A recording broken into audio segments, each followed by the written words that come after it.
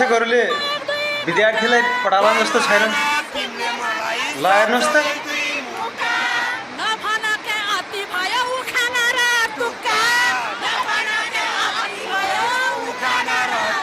नाचगान गर्नमै व्यस्त छन्।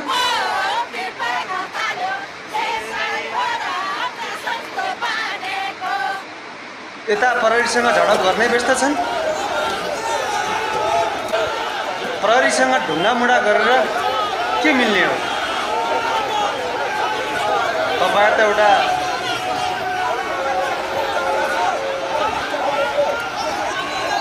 देशकै शिक्षित व्यक्तित्वहरू, तपाईहरु त बुझ्नुपर्ने हो। त्यो प्रहरीसँग लडेर के पाइने हो र? प्रहरीले त आफ्नो जिम्मेवारी वहन गरेको हो, उसले आफ्नो ड्युटी गरेको हो। उसलाई जे आदेश आउँछ सोही अनुसार उसले काम गर्नै पर्छ।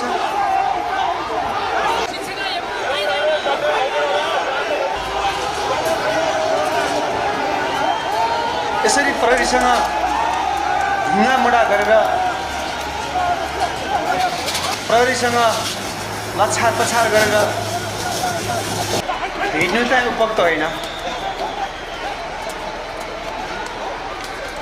तपाईहरुलाई पनि प्रहरीको डन्डा